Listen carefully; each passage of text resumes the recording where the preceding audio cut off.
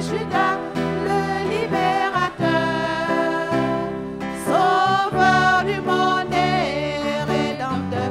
Tu es celui qui donne la vie, la paix, la joie.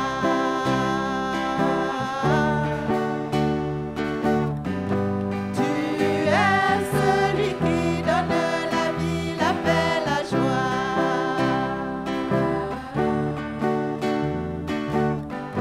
Nous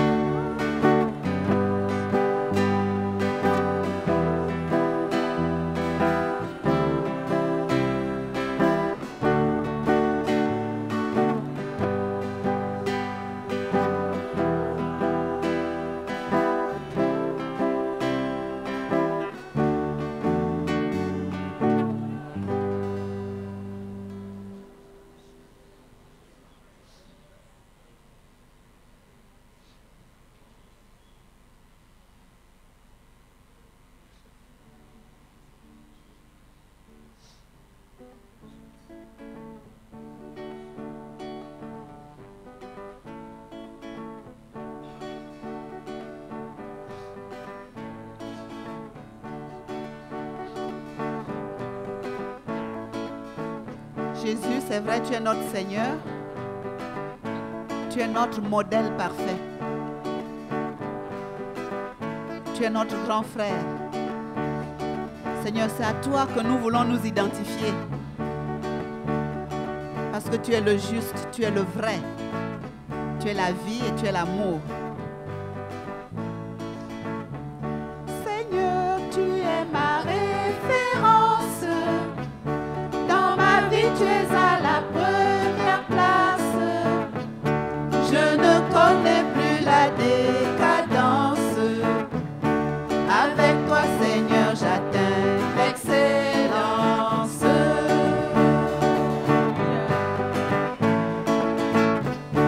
Seigneur, tu es ma référence. Dans ma vie, tu es à la première place. Je ne connais plus la décadence. Avec toi, Seigneur, j'atteins l'excellence.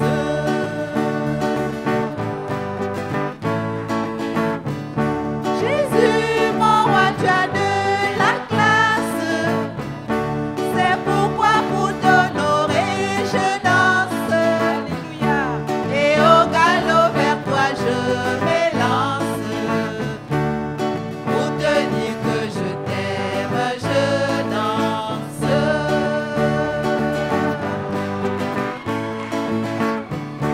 Jésus, mon roi, tu as de la classe. C'est pourquoi pour t'honorer, je danse. Et au galop vers toi, je m'élance. Pour te dire que je t'aime, je danse.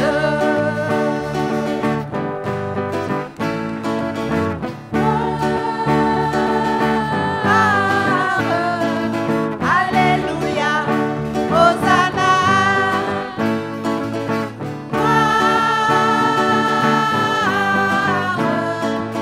Alléluia, Hosanna. Tu es roi.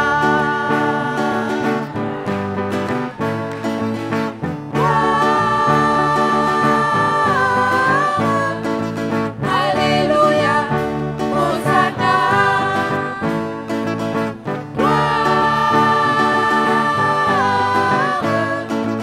Alléluia, Hosanna, tu es roi.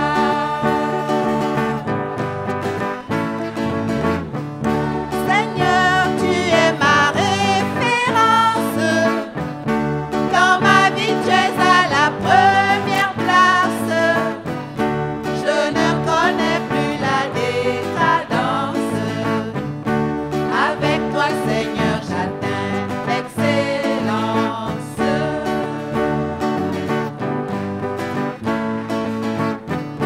Jésus, mon roi, tu as de la classe.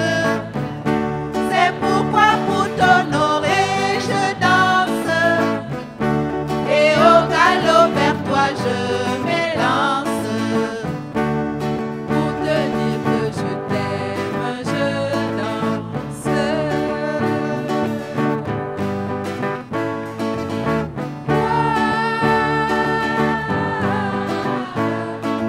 Alléluia, Hosanna.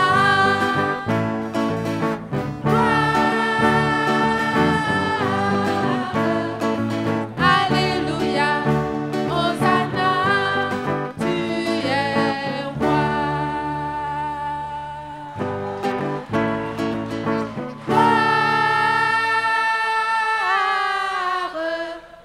Alléluia, Hosanna.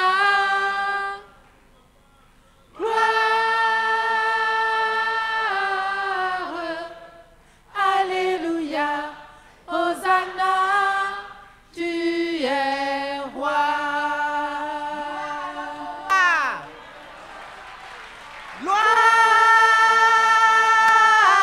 Gloire, Alléluia, Hosanna.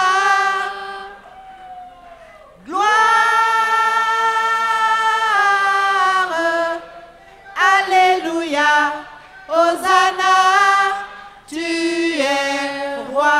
Gloire au Seigneur des Seigneur. Gloire.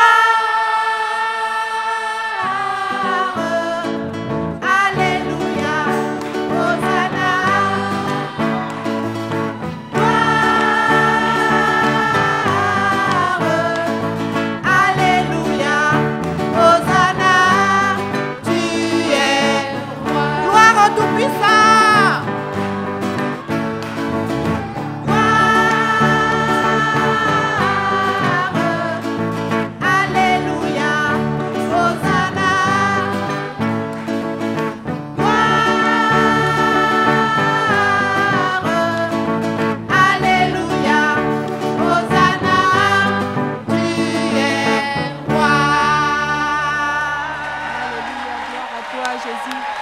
Gloire à toi, Seigneur. Alléluia. Alléluia. Gloire à toi, Jésus. Gloire à toi, Seigneur. Gloire à toi. Gloire à toi, Jésus. Alléluia.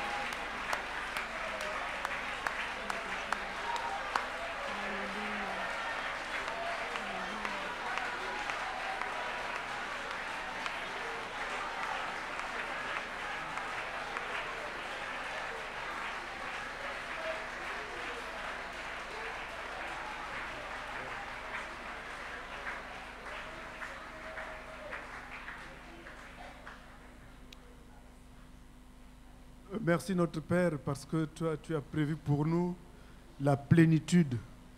Tu as prévu, Seigneur, que nous soyons remplis de toi. Et Seigneur, c'est toi qui apaises vraiment cette soif qui est en nous, Seigneur, en chacun de nous, Seigneur. Je prie que ce matin encore, tous les cœurs qui sont disposés à recevoir, je prie que ces cœurs vraiment soient remplis de ton esprit de vie, Seigneur, pour que la foi, notre foi, que tu mènes à la perfection, que cette foi suive ton chemin et que personne ne fasse une fausse route. Merci, Seigneur, de nous faire parvenir vraiment à ta sainteté, Seigneur. Merci parce que notre espérance se trouve accrochée en toi dans les lieux très saints, Seigneur. Merci, Seigneur. Merci pour tout ce que tu nous as dit et que tu continues à nous dire. Seigneur, c'est toi qui nous as permis. Merci pour cette grâce, Seigneur, cette mine inépuisable, Seigneur, d'or. Merci de ce que cette mine se trouve sur ton trône. Gloire à ton nom, Seigneur. Amen. Merci, Seigneur. Et ce matin, nous allons encore continuer. Le Seigneur va continuer à nous bénir. Nous allons inviter notre frère, Fabien.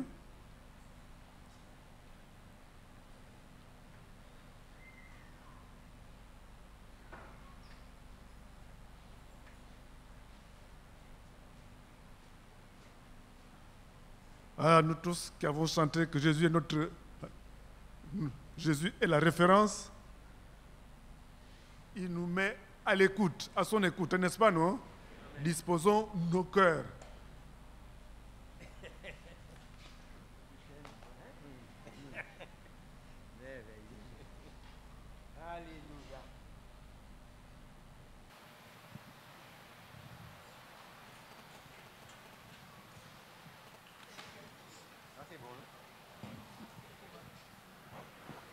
Bonjour à tous. Mon cœur déborde de joie. Ma femme et moi, on ne cesse de parler de vous parce qu'on vous aime. Et on sait que c'est le plan de Dieu pour nous d'être là avec vous. On ressent vraiment que c'est notre famille ici. Vous savez, on a parcouru beaucoup d'endroits. Mais je peux vous dire que je suis bien ici. Je ressens le cœur, je ressens la présence de Dieu, je ressens qu'il y a des cœurs on est accepté ici. L'évangile que nous transportons, on est accepté ici. Vous savez, même chez nous, il n'y a pas beaucoup d'églises qui acceptent ce que le ministère apostolique emmène, le message de la croix de Christ. Mais ici, on peut dire qu'on est bien. c'est l'Église du Seigneur. Je dis ça pour vous encourager. Hein? On a passé un moment merveilleux à louer le Seigneur. Ma femme a demandé votre cahier de cantiques, non? On a demandé ça. J'ai essayé d'enregistrer quelques-uns, mais je peux passer toute la journée à adorer le Seigneur avec vous. Hein? Oui, je vous dis, c'est merveilleux de voir ce que le Seigneur fait, de voir la construction de l'Église, de voir des cœurs. C'est vraiment merveilleux. Et ce matin, on va continuer. Je vais juste faire une petite récapitulation, ce qu'on a partagé, ce que le frère Jean a si bien résumé. Hein? La construction de l'Église, l'Église qui est le corps de Christ. La grâce qui nous emmène à répondre à l'appel de Dieu. L'amour. Hein? Cet appel qui est animé par cet amour de Dieu et la foi que Dieu met en nous pour le servir. Et j'étais arrivé juste en parlant de la relation, de quel esprit, quelle attitude d'humilité, de brisement concerne le Seigneur. Et j'avais raté un verset, je vais juste le corriger. Si vous le permettez, c'était dans 1 Corinthiens, le chapitre 1er, verset 26, qui nous dit que comment parmi vous qui avez été appelés, il n'y a pas beaucoup de sages selon la chair, de puissants ou de nobles. Et cela se réfère aussi à 1 Corinthiens, le chapitre 2, le verset 1er. Paul dit, mais je ne suis pas allé chez vous avec une supériorité de langage ou de sagesse humaine, mais il a voulu voir parmi eux Christ crucifié. Cela nous montre que la chair ne peut pas avoir part à l'œuvre de Dieu. La chair, notre propre sagesse, notre intelligence, nous avons besoin d'accepter qu'on a besoin de cette révélation de Christ en nous. C'est par cette révélation que Jésus bâtit son Église. Quand Christ est révélé dans notre cœur, l'esprit de l'Évangile, quand l'esprit de l'Évangile saisit notre cœur, toute la Bible devient plus claire pour nous. On comprend pourquoi les apôtres ont écrit, qu'est-ce qu'ils ont dit. Jésus dit, mais il est écrit au sujet de moi. Il dit comment les prophètes ont parlé de moi. De quoi est-ce qu'ils parlaient? Ils parlaient de Jésus, de son sacrifice et de son Église, de sa mort et de sa résurrection. Toute la Bible parle de cela, de Jésus. Si on enlève la croix de Christ, si on enlève son Église, si on enlève sa mort, sa résurrection, eh bien, il n'y a rien. Tout devient comme un voile, on ne voit rien. Mais la Bible parle de Jésus, de ce qu'il est venu accomplir et de son épouse. Alléluia. C'est merveilleux. Et c'est pourquoi, dans ces quelques jours, on parle de servir le Seigneur. Et ce matin, on va définir un petit peu les dons de motivation qui nous emmènent à servir le Seigneur selon ce que l'apôtre Paul nous parle ici dans Romains, le chapitre 12. Donc, on va faire souvent référence. On a bien établi les bases. Paul établit bien comment la vie chrétienne, c'est une vie de consécration, c'est une vie où on se met au service de la gloire de Dieu. Et pour parler de ces dons, on a besoin de comprendre et de voir un petit peu, si nous lisons bien la parole de Dieu, nous voyons il y a plusieurs catégories de dons. Il y a 3 catégories de dons dans lesquelles on peut servir le Seigneur. Et la Bible nous parle de... il y a les dons ministères de Éphésiens 4:11. Si on peut juste lire cela. Des hommes que Dieu donne à l'Église dans la construction. Nous nous souvenons comment, quand Jésus a commencé à construire, il a appelé ses 12 apôtres, n'est-ce pas? 12 hommes et 12 apôtres. Et là, dans Éphésiens 4:11, on revoit, et il nous dit comment il est descendu et il est monté au-dessus de tous les cieux afin de remplir toutes choses, et il a donné les uns comme apôtres, les hommes comme prophètes, les autres comme évangélistes, les autres comme pasteurs et docteurs, pour le perfectionnement des saints. Son Église, n'est-ce pas? En vue de l'édification, en vue de l'œuvre du ministère et de l'édification du corps de Christ, jusqu'à ce que nous soyons tous parvenus à l'unité de la foi et de la connaissance du Fils de Dieu, à l'état d'homme fait, à la mesure de la stature parfaite de Christ. Voilà le but que le Seigneur nous donne les hommes. Et le verset 8 nous dit, c'est pourquoi il est dit, étant monté dans les hauteurs, il a emmené des captifs et il a fait des dons aux hommes. Merveilleux. La structure de l'Église, la manière que Jésus construit. Dieu construit avec les hommes qu'il a choisis. C'est pourquoi quand Paul vient, il ne vient pas avec la sagesse humaine, avec tout cela, mais il vient avec la grâce de Dieu, parce que Dieu lui a fait une grâce de l'envoyer et de l'établir comme apôtre. Ce n'était pas quelqu'un qui est allé étudier quelque part et revient et on lui impose les mains et voilà, il vient comme un apôtre. C'est un appel, c'est un don, c'est un choix. Il y a des outils, des instruments que Dieu utilise. Dieu a utilisé Moïse. Il y avait une onction, il y avait une autorité. Et maintenant, Jésus construit l'Église dans la Nouvelle Alliance. Il dit, je bâtirai mon Église. Et il dit, il fait des dons aux hommes. Si nous voulons voir l'Église parvenir à la maturité, si nous voulons voir réellement l'Église parvenir à l'unité de la foi, nous voulons voir l'Église être construite, il faut que ça soit fait à la manière que Jésus a déjà prévu. Amen. Des hommes, pas des hommes qui se proclament, mais des hommes que Dieu lui-même a choisis, a établis, a formés, a équipés pour envoyer, pour donner à l'Église. N'est-ce pas? Ça, c'est la première catégorie des dons.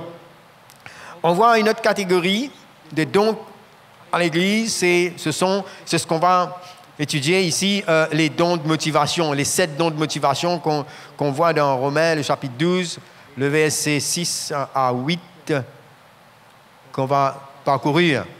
C'est ça? Mais il y a aussi une troisième catégorie des dons, c'est les dons du Saint-Esprit. Ce sont les dons du Saint-Esprit. Les manifestations du Saint-Esprit, l'Esprit qui distribue ses dons comme lui, il veut. Cela se trouve dans 1 Corinthiens, le chapitre 12, au verset 11, n'est-ce pas? On va pouvoir lire tout ça après. Je crois que c'est juste en ce qui concerne les 5 ministères, on a besoin de faire un séminaire spécialement pour cela, et concernant même les dons du Saint-Esprit. Mais là, ce qu'on veut nous attarder ici, ce sont les dons de motivation. C'est juste que je veux juste lire cela avec vous. Concernant les dons du Saint-Esprit, 1 Corinthiens 12, 11, qui nous dit « Un seul et même esprit opère toutes ces choses, les distribuant à chacun en particulier comme il veut. » Et là, il parle de diversité de dons. Les 9 dons du Saint-Esprit, qui parlent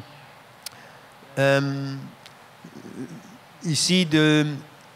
Il dit, en effet, à l'un, le verset 8, à l'un est donné par l'Esprit une parole de sagesse, à un autre une parole de connaissance, selon le même esprit, à un autre la foi, par le même esprit, à un autre le don des guérisons, il y a le don d'opérer des miracles, la prophétie, le discernement des esprits, la diversité des langues et l'interprétation des langues. C'est le même esprit. Et ça, le Saint-Esprit distribue cela comme lui, il veut. Il choisit le moment et il se manifeste et on opère dans ses dons. OK? Mais là, maintenant, on va voir ici les 7 dons de motivation. Ce serait bien qu'on puisse ensemble ouvrir notre Bible, toujours garder notre Bible dans Romains, le chapitre 12. On a bien lu le verset 3 qui nous parle de « Par la grâce qui m'a été donnée, je dis à chacun de vous de n'avoir pas de lui-même une trop haute opinion, mais de revêtir des sentiments modestes, selon la mesure de foi que Dieu a départie à chacun. » Il nous parle de l'unité de tous les membres. C'est de cette façon qu'on va exercer ces dons.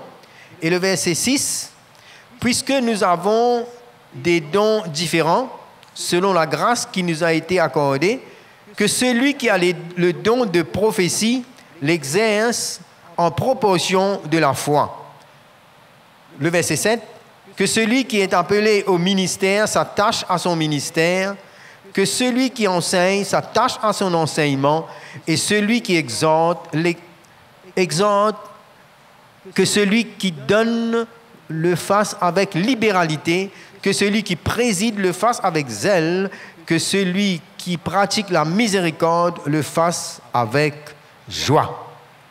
Nous voyons là, il y a diversité, il y a plusieurs dons ici qui vont animer le chrétien. Le mot motivation n'est pas mentionné ici, mais il est décrit par Paul la manière que les membres du corps de Christ vont opérer. Et ici, quand il parle de prophétie, ce n'est pas le don du Saint-Esprit. Ici, c'est la motivation prophétique qui emmène quelqu'un à agir d'une manière pour percevoir, pour voir les choses là, en réalité. C'est une intuition qui emmène à discerner les gens et leurs programmes, ce qu'ils font, leur motivation, s'il y a le péché. Et toutes ces choses viennent dans la personnalité de la personne parce qu'il est animé pour agir de cette manière. Il vient dire la vérité. Nous allons rentrer en détail un par un dans tous ces dons. Et il parle que celui qui est appelé au ministère. Le mot ministère ici parle de service. Servir. Cela nous parle de répondre aux besoins pratiques, d'aider, d'assister. On voit beaucoup d'exemples dans la Bible, qu'on va rentrer en détail après. C'est le service pratique. Et il parle aussi que celui qui a le don, que celui qui est appelé, que celui qui enseigne s'attache à son enseignement. Il parle ici de clarifier la vérité, la capacité de transmettre aux autres la connaissance à travers la parole de Dieu. Et ce n'est pas l'enseignement qui vient comme le ministère de l'enseignant. On va faire la différence entre les 5 dons ministères, les 7 dons de motivation, et puis il y a les 9 dons du Saint-Esprit. Ici, ce sont des habiletés que Dieu met dans la personnalité de quelqu'un quand il est né de nouveau. Il a la nature de Dieu en lui et il y a quelque chose qui le pousse quand il veut participer à la construction de l'Église. Il y a certaines choses qui l'animent et qui viennent en lui et qu'il a besoin de vivre ces choses et s'exprimer par rapport au talent, au don que Dieu lui donne. Que celui qui exhorte, il nous parle de l'exhortation. Cela veut dire ici un don à encourager quelqu'un à progresser. Il a toujours des paroles d'encouragement dans l'Église. Il stimule la foi et il emmène les gens à grandir. Et il est là quand les gens passent dans l'épreuve. Ça peut être un frère, une sœur, peu importe. Et il est motivé comme cela. On va rentrer en détail dans tout cela. Il nous parle aussi de libéralité, c'est-à-dire celui qui a un désir constant et l'habilité de donner généreusement dans le royaume, et il emmène les autres aussi à faire de même. Ce sont des hommes, on est tous appelés à donner, mais on va voir que ceux qui sont animés comme cela, Dieu met dans leurs mains et ils sont toujours prêts à pouvoir à donner pour l'œuvre de Dieu. Car on est tous appelés à donner, à être libéral, n'est-ce pas? Et il nous parle ici aussi, à la fin du verset 8, il dit que celui qui préside le fasse avec zèle. Le mot présider ici peut parler aussi de diriger, d'administrer, d'organiser, de coordonner les programmes et les activités des autres pour atteindre les objectifs communs. Je suis sûr qu'il y a dû avoir un peu de don d'administration ici pour pouvoir diriger les opérations, faire que nous soyons tous bien là avec la clim, et bien assis, organisés, tout cela. On a besoin des gens comme ça dans l'Église, n'est-ce pas?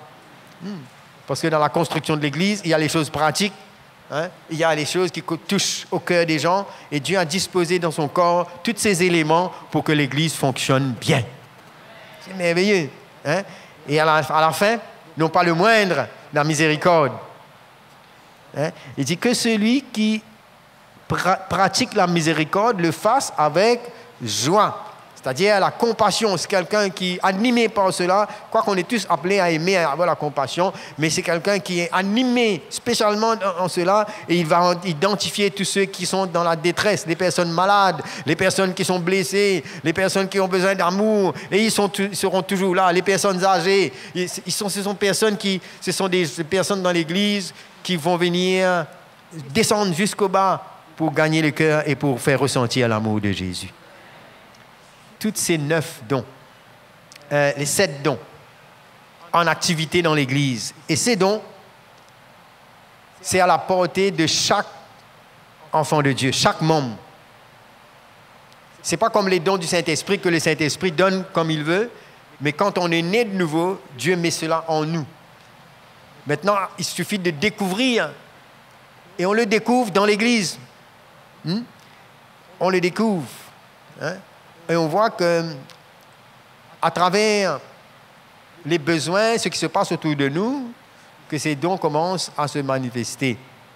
Donc, on a fait la différence entre les 5 ministères. L'apôtre, vous savez que Jésus, lui, je vous ai parlé de ça un petit peu, comment Jésus, lui, il a touché à tous les ministères. Il était l'apôtre parfait. Il est l'apôtre et le souverain sacrificateur de la foi que nous professons. Hébreux 3, le verset 1er nous dit cela. Et la femme samaritaine a dit, mais je vois que tu es prophète, parce qu'il avait vu exactement où est la femme. La femme qui avait 5 hommes dans sa vie, et il dit, le dernier aussi n'est pas ton mari.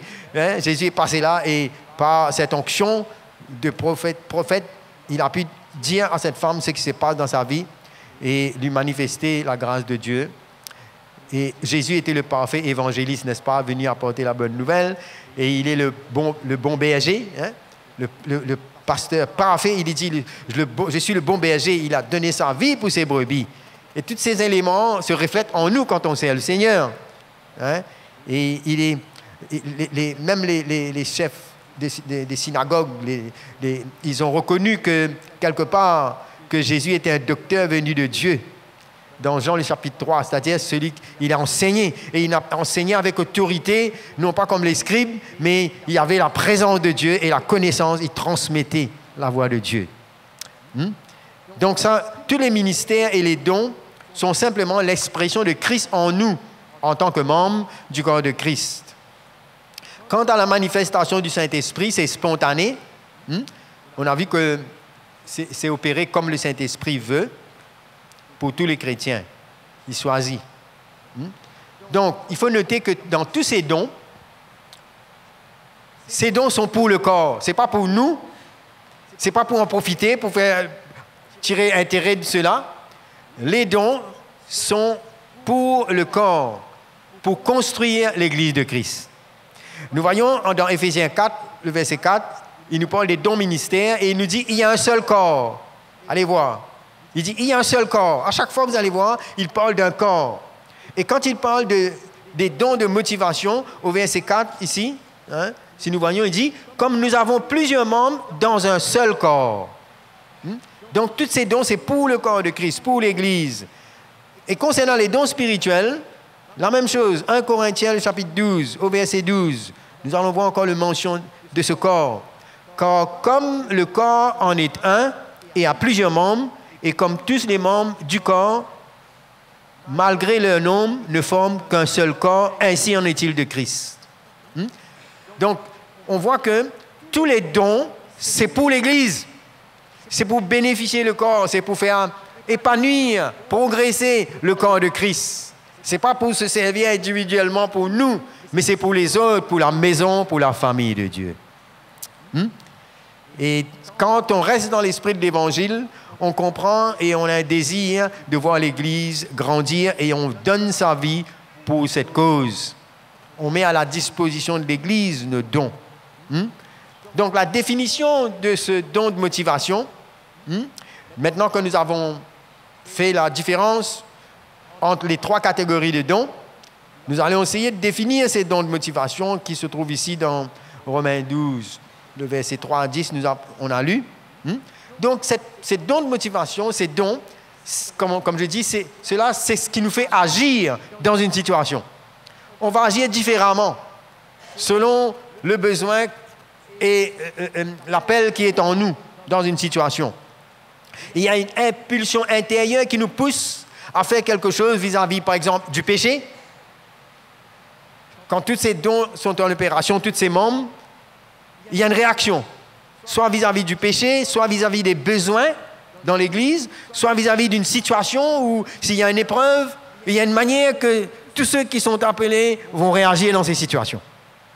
Il y a une motivation, il y a quelque chose qu'on va pouvoir exprimer dedans. Quand il y a le péché, quand il y a l'épreuve ou quand il y a un besoin, la motivation qui est en nous va agir.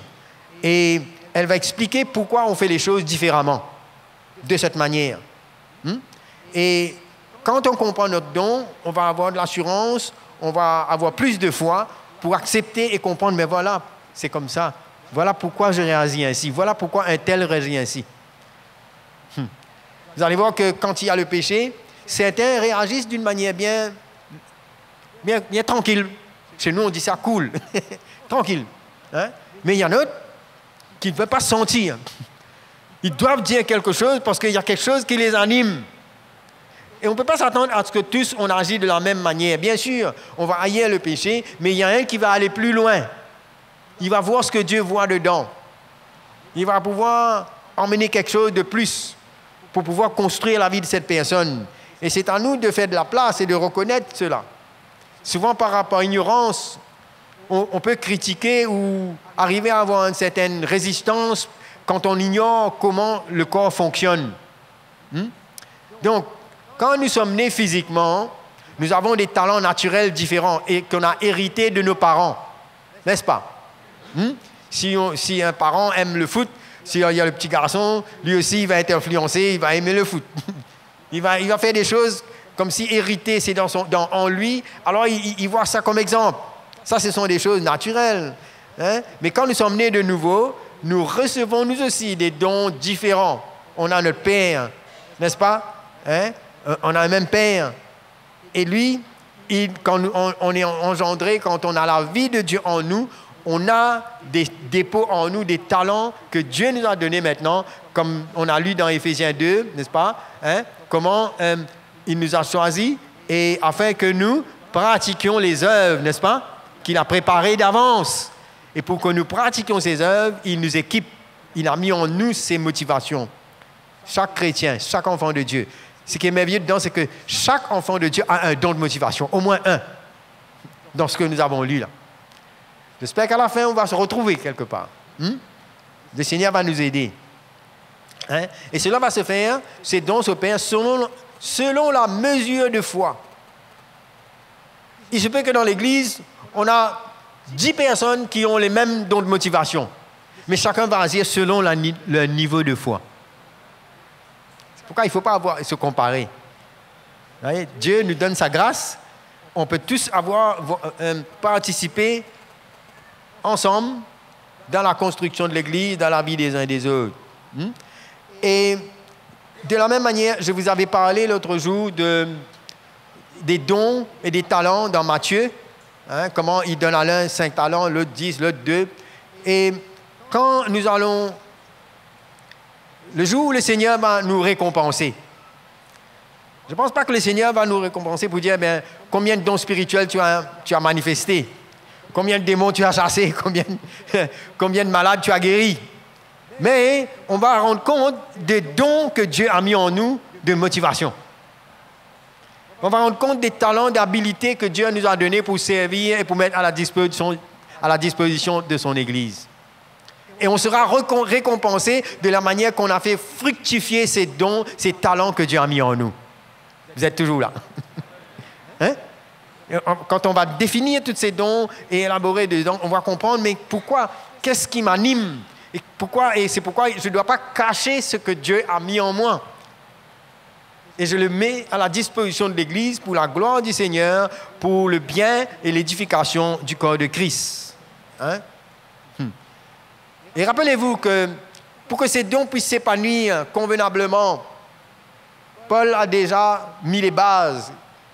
Et nous venons à comprendre notre fonction dans le corps de Christ quand nous sommes séparés réellement du monde et que nous ne sommes pas en train de conformer au monde avec un cœur pur. Parce qu'il ne faut pas avoir l'esprit du monde mélangé, même quand on va servir. Vous vous souvenez que quand il fallait servir à table, les hellénistes murmuraient et les apôtres ont dit, voilà, cherchez parmi vous des hommes remplis de l'esprit, hein, de sagesse, et puis on va prier et ils vont faire ce travail. Juste pour servir à table, il fallait des hommes remplis de l'esprit, de sagesse, c'est-à-dire des hommes qui ont été connus du peuple. C'est le peuple qui les a choisis. Ils avaient une relation avec le corps de Christ. Ils étaient connus comme des hommes de l'Église qui servaient le peuple de Dieu, qui donnaient leur vie, qui aimaient l'Église. Et ce sont ces gens, ces 7 personnes que l'Église a pris et mis devant les apôtres pour prier pour eux, les diacres. Voilà le choix. Et ils servaient. Hein? Ils étaient là pour venir servir. Et vous réalisez, si vous prenez des gens qui ne sont même pas réellement nés de nouveau, qui sont remplis de leur chair et qui vont venir servir, il y aura un peu de nourriture qui resteront chez eux. Il y aura toujours de l'injustice, il y aura toujours... Vous savez, l'homme mélange. Et le Seigneur, dans sa sagesse, il demande aux apôtres de voilà, choisissez les hommes remplis de l'esprit et de sagesse, des hommes qui portent l'esprit de l'évangile, des hommes qui ne veulent pas jouer à l'église, mais qui aiment l'église et qui donnent leur vie et qui servent non pas pour leur gloire, non pas pour leur intérêt, mais pour la gloire du Seigneur. Amen. Donc on voit un peu là l'esprit dans lequel les choses sont faites. Et le plus qu'on grandit, le plus qu'on laisse le Seigneur faire son œuvre en nous, le plus on devient plus libre et on n'est plus attaché à nous-mêmes, à notre égoïsme, mais on aime l'Église et on se donne comme un sacrifice vivant. C'est un parfum. Et on bénit l'Église. Et quand on sait, on ne cherche rien dans notre intérêt, mais on s'épanouit de la manière qu'on se donne pour le royaume de Dieu. Alléluia. OK. Donc, il y a une croissance et un développement dans la manière qu'on va manifester nos talents. On grandit, on progresse. On découvre un don, on découvre ce que Dieu a mis en nous. Et dans l'Église même, en se mettant au service, qu'on développe cela et que cela grandit en nous. Hein? C'est pourquoi nous devons chercher à savoir quel est son appel en nous. C'est là la prière de Paul quand dans Éphésiens, hein, Paul dit, mais il prie pour que Dieu nous donne un esprit de sagesse, de révélation dans sa connaissance. Allons lire dans Éphésiens, le chapitre 1er. OK? Le verset 16 à 18. La prière, comment Paul priait?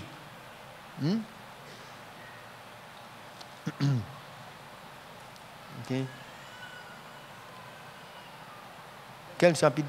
Attends. Éphésiens, le chapitre 1er.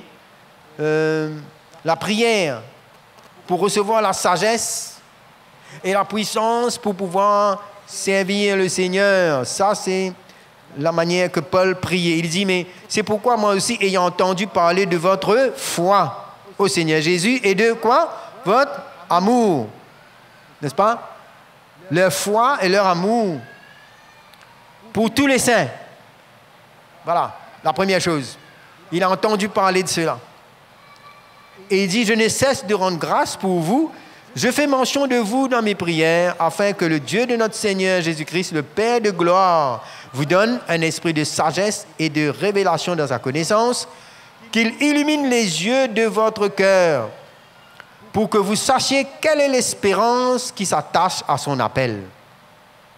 Quelle est la richesse de la gloire de son héritage qu'il réserve aux saints, et quelle est envers nous qui croyons l'infinie grandeur de sa puissance, se manifestant avec efficacité par la vertu de sa force. Donc, on voit son appel, on voit notre place. Paul prie pour que les chrétiens puissent comprendre cet appel, comprendre ce qui les attend, parce que Dieu, il nous appelle, et en même temps, il nous dit que il y a une richesse de la gloire à venir. Il y a une richesse de la gloire de son héritage. Dieu veut nous bénir, veut nous récompenser. C'est son cœur pour nous. Il a payé un prix, il nous a rachetés, mais maintenant il nous fait l'honneur d'être ses instruments en tant que membre de son corps, de le servir, et ensuite il vient nous récompenser. C'est pas merveilleux ça? L'apôtre Paul prie pour ça. Il prie pour que les chrétiens découvrent leur richesse, découvrent la grâce que Dieu nous a donnée de pouvoir le servir sur cette terre ici-bas. Hein? Et qu'un jour, il pourra dire, bon et fidèle serviteur, entre dans la joie de ton maître. Tu as été fidèle. En quoi? Avec tout ce qu'il nous a donné comme don. Pour pouvoir le mettre à la disposition de l'Église pour l'édification de son corps. Hein? Et dans Romains 12, le verset 2, il nous parle de renouvellement de l'intelligence. Paul dit ici, regardez ça, dans ce verset... je vais juste m'attarder un petit peu ici, là. Il dit, pour que vous, qu'il illumine les yeux de votre cœur. Il dit, je fais mention de vous dans mes prières, pour qu'il vous donne un esprit de sagesse dans sa connaissance, qu'il illumine, le verset 18, qu'il illumine les yeux de votre cœur pour que vous sachiez quelle est l'espérance qui s'attache à votre appel. Pour que vous sachiez. Hein? Il y a donc là une révélation, il y a un renouvellement de notre intelligence pour qu'on puisse comprendre et connaître l'appel de Dieu dans notre vie. Ça doit être notre motivation pour chercher à comprendre, à connaître qu'est-ce que Dieu veut. Hein? Chercher la volonté de Dieu, chercher à répondre à cet appel. On ne doit pas être ignorant et un spectateur, mais on prend notre place et on cherche à savoir et on se met à la disposition de Dieu pour répondre à cet appel. Dites-moi un alléluia quand même. Je sais que vous êtes attentifs. Hein? Donc là, c'est excitant, c'est merveilleux de savoir qu'il y a un appel, il y a la main de Dieu qui est tendue vers nous et que personne ne peut être oisif. Vous savez, c'est une mentalité religieuse que de simplement vouloir regarder. Mais je crois que quand on veut servir le Seigneur, on commence à répondre aux besoins qui sont autour de nous. On manifeste un cœur et c'est en commençant comme cela même que Dieu commence à dévoiler de plus en plus ce qu'il a besoin de faire en nous. Non? On se met à la disposition de l'Évangile, à la disposition. Moi, je me souviens que c'est vraiment extraordinaire. Du moment que j'ai reçu le Seigneur, je vois comme si je vois, c'est comme une voile qui est sortie. Et maintenant, la seule chose que je veux servir l'Église, je veux faire des choses. Dans les petites choses. On cherchait des gens à aller distribuer des invitations, je voulais être là. Je vois les gens aller prier quelque part, je vais être avec eux. Je rentre chez moi aussi, je vais servir dans la maison. Vous savez, il y a quelque chose qui m'anime dès que j'ai compris que le Seigneur m'a appelé. Il y a quelque chose, je veux faire quelque chose pour plaire à Dieu. Vous comprenez ça? Hein? C'est un signe pour quelqu'un quand il est réellement touché, né de nouveau. Il ne garde pas sa vie. Il découvre et il veut donner sa vie. Il veut connaître les gens. Il veut découvrir tout ce qu'il y a. Mais c'est la vie de Dieu en nous. Hein? Et vous savez, il y a un autre évangile qui amène les gens simplement à venir à l'église pour attendre quand Dieu va me bénir. Hein? Quand Dieu va me donner, remplir ceci, remplir cela. Mais on perd de vue la richesse de son appel, de l'héritage qu'il a pour nous, de venir nous donner pour son plan à lui. Et de ne pas venir se servir de Dieu, se servir de la foi pour qu'on s'installe confortablement dans notre chair. Il y a des chrétiens des années, on leur a appris à avoir un autre agenda, de venir se remplir et gagner et grossir, grandir pour eux-mêmes, égoïstement. Non, l'appel de Dieu, il nous parle ici de venir nous offrir nous-mêmes afin qu'on remplisse la place que Dieu a voulu pour nous. Et qu'on réponde, c'est là qu'on va être satisfait. Vous savez pourquoi il y a des gens des chrétiens qui ne seront jamais satisfaits dans la vie chrétienne? Parce qu'on leur apprend à venir pour recevoir. On ne leur apprend pas à venir donner leur vie pour devenir ce que Dieu veut dans la maison de Dieu. Ici, il s'agit ici de maturité, de grandir. Vous êtes dans la bonne place parce que vous entendez ces choses. Hein? Oui, je le sens, je le sais. Hein? Et il faut continuer, il ne faut pas se laisser intimider. Il faut être encouragé de continuer parce que c'est ça l'appel de Dieu. Ce n'est pas les émotions, ce n'est pas les choses comme si pour essayer de prouver qu'on est spirituel. On n'a rien à prouver, on a besoin de donner sa vie et laisser Dieu nous emmener à répondre à son appel, n'est-ce pas? C'est ça, l'évangile qu'on a reçu. Hein? On s'identifie à Christ, on perd notre vie. Et là, avec tout ce que Dieu met en nous, on s'épanouit. Et on s'intéresse au corps.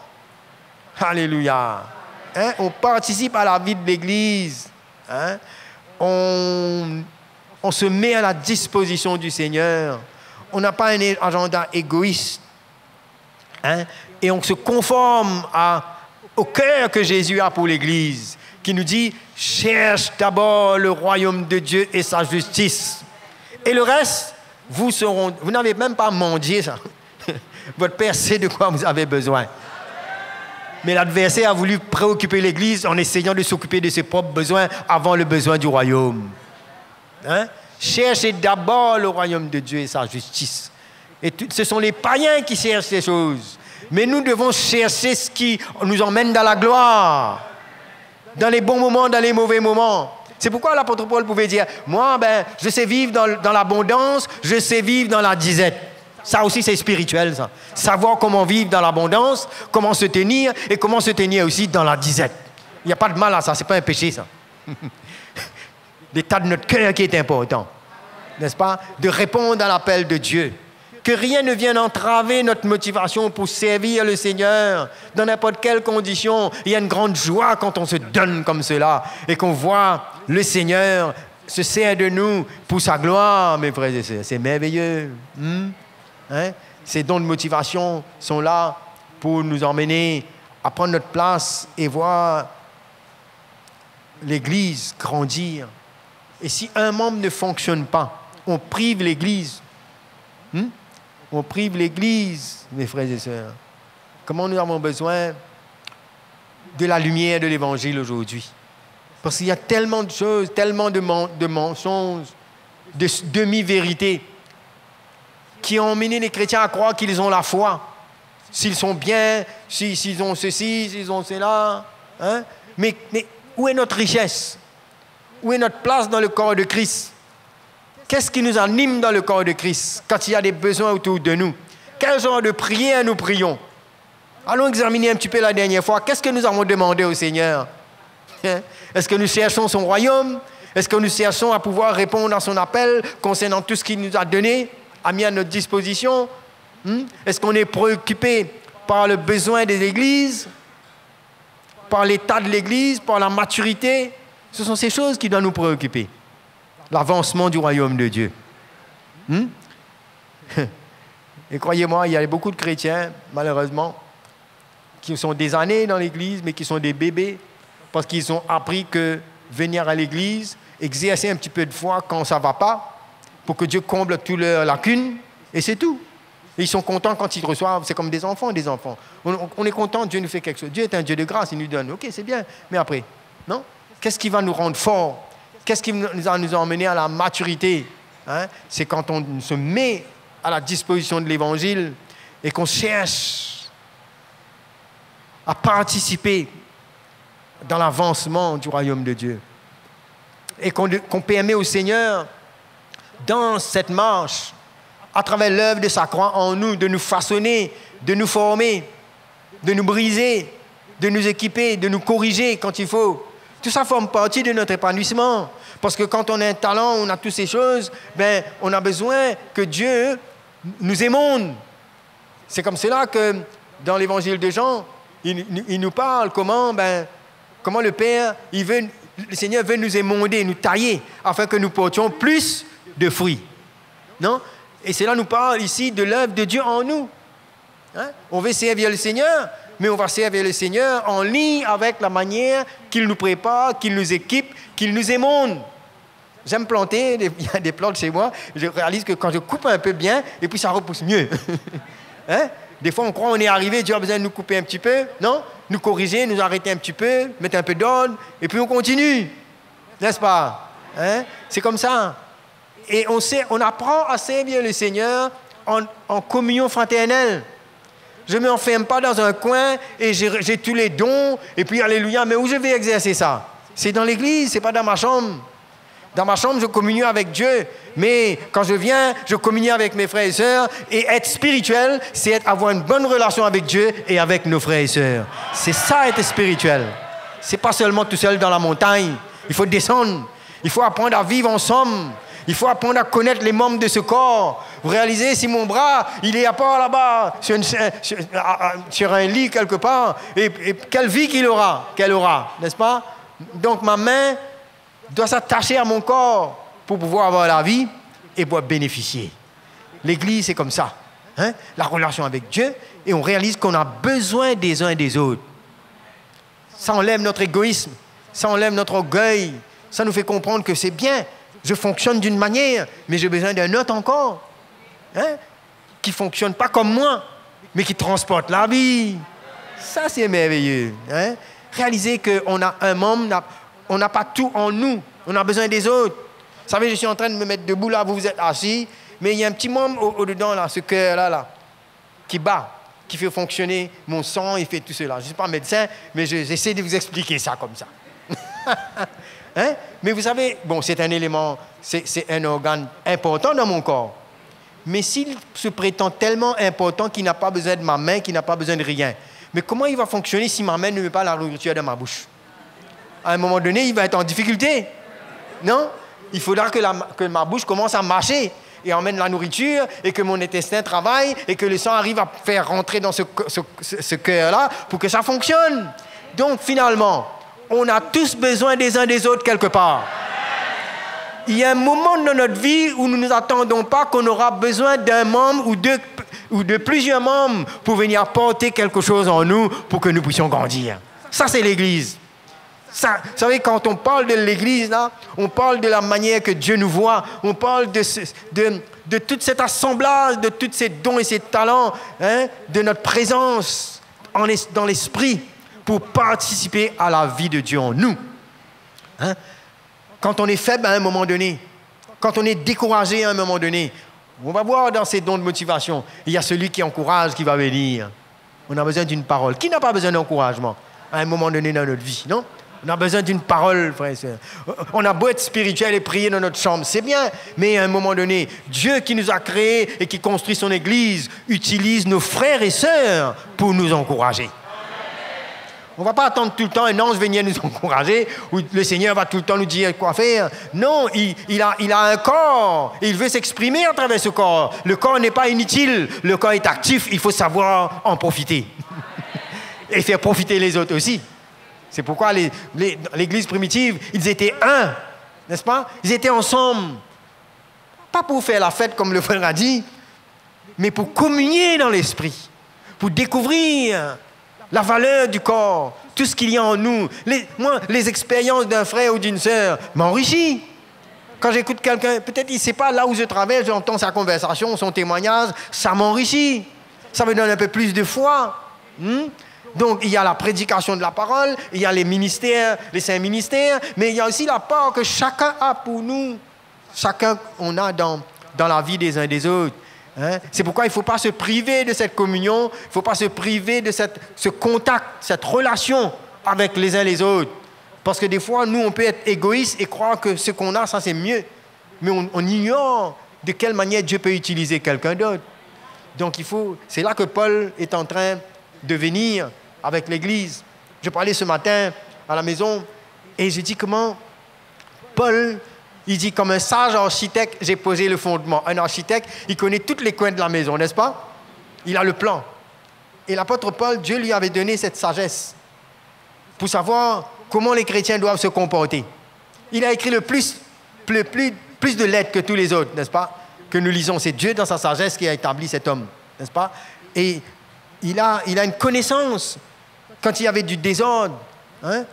Qu'est-ce qui a manqué à cette église?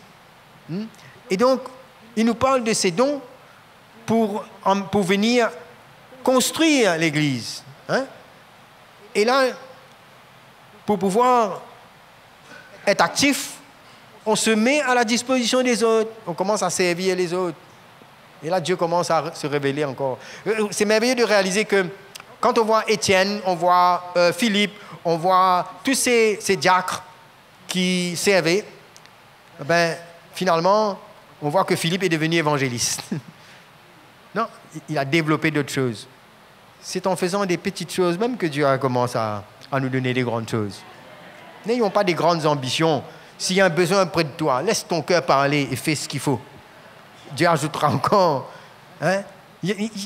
On n'a pas besoin d'aller prier 3 heures de temps pour que Dieu nous révèle ton appel, mais quand tu vis avec l'Église, tu vas le savoir. Dieu te montrera des besoins. Ton cœur va parler, la vie qui est en toi va animer. Vous savez, un bébé, on n'a pas besoin de lui dire bois, il sait qu'il doit boire. Il sait ça, la boisson, il connaît, non? Donc, il y a des choses que Dieu met en nous, la vie de Dieu en nous. Quand Dieu nous place dans son corps, il y a cette vie qui s'anime quand il y a ces besoins-là autour de nous. Et là, on commence à s'épanouir. C'est pourquoi il faut aimer la communion fraternelle, aimer l'Église, aimer les choses de l'esprit, aimer participer dans ce que Dieu fait c'est là qu'on va pouvoir développer tout ce que Dieu a en nous et recevoir ce que Dieu a dans les autres. Hein? Alors l'Église devient une famille. L'Église ne devient pas un lieu religieux où on doit faire ceci, on doit faire cela. Non, on respire l'Église, on aime l'Église, on découvre les frères et sœurs. Alléluia. Ça fait quelques jours que je suis là, je commence à tomber amoureux de vous. et j'ai dit au frère Jean, j'aimerais bien aller chez ce frère, j'aimerais bien aller ici, j'aimerais bien... je découvre les dons, je découvre les talents, je découvre ce que Jésus fait. Ça me fait... Je pleurais de joie ce matin au nom du Seigneur. J'ai dit, Seigneur, tu m'as mis au milieu d'une... Enfin, j'ai trouvé une famille. Ah, ici, il y avait un pont pour nous rassembler encore. Je ferai le va-et-vient. Aïe, aïe, aïe, crois-moi, je vous dis. Là, je déborde d'excitation dans mon cœur d'aller expliquer un coup ce que je vois ici pour pouvoir encourager l'Église. Vous savez, ce n'est pas en vain. Ah, c'est merveilleux. Hein? De découvrir le corps de Christ, de découvrir ce que Jésus peut faire au milieu de nous. Ne laissons pas l'ennemi, le monde, nous aveugler, mais soyons humbles dans notre cœur et pleins de zèle pour découvrir ce que Jésus a pour son Église. Alléluia! Alléluia! Allez, on va faire un petit break. Après, on va continuer, d'accord? On va faire un petit break. Combien de minutes? 15 minutes? Comment? Allez, 15 minutes. Après, on va revenir.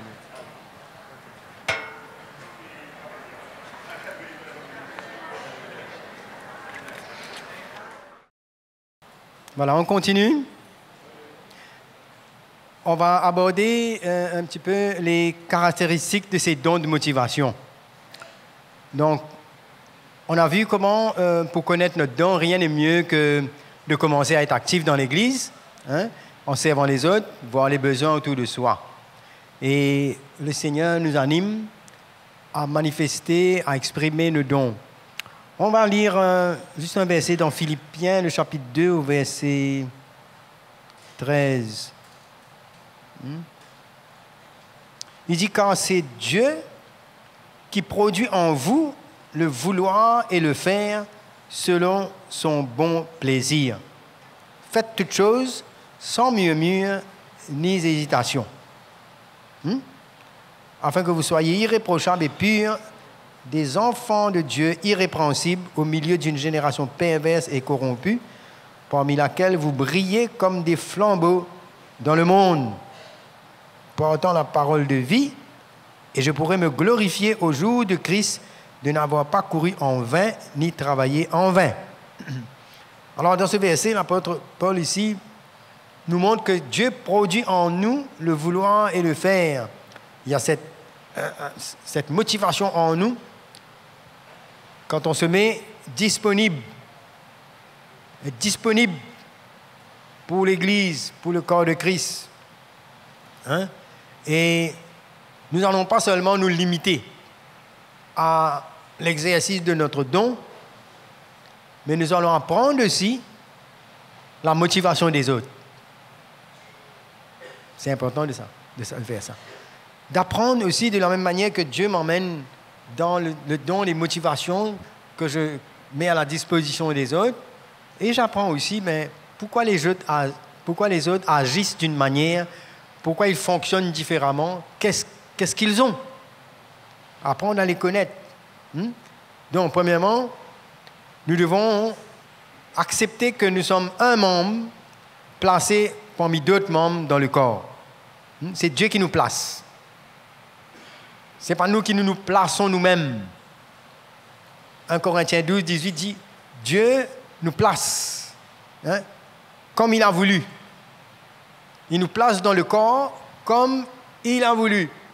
Ça enlève toute l'insécurité ou l'ambition que nous voulons avoir pour être quelqu'un ou pour faire quelque chose à notre manière, quand on comprend que c'est Dieu qui place. C'est plus simple, non? Dieu place chacun comme il a voulu. 1 Corinthiens 12, 18, juste ce verset-là qui mentionne ça. Dans le corps, il nous parle de l'Église ici.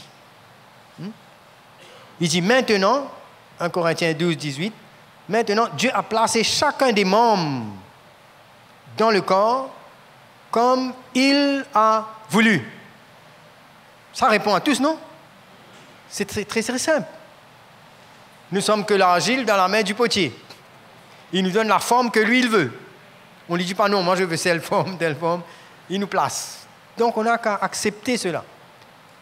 Et remercier le Seigneur la grâce qu'il nous donne. Vous savez, si Dieu nous donne 2 ou 3 talents ou une motivation, tout ce qu'il nous donne, c'est parce qu'il nous connaît d'avance qu'est-ce qui est mieux pour nous.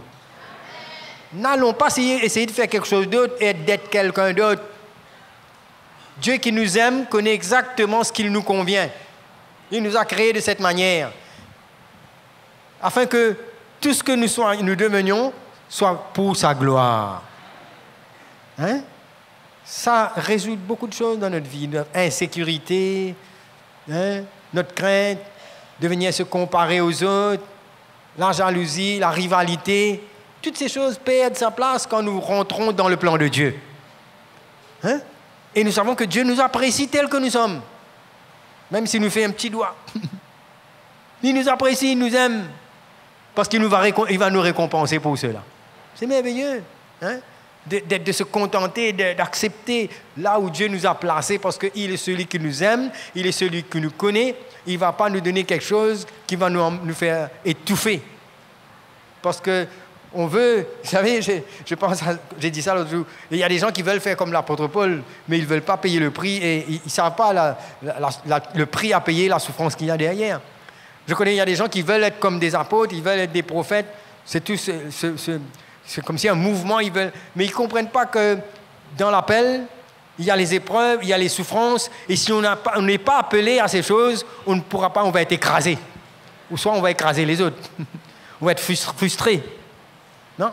Mais Dieu sait de quoi nous sommes faits et pourquoi il nous place dans le corps où il nous place. Nous avons besoin d'être humbles dans notre cœur et dire merci Seigneur, et je fonctionne de tout mon cœur là où tu m'as placé. De bénir l'Église. Hein? Nous acceptons cela. Hein?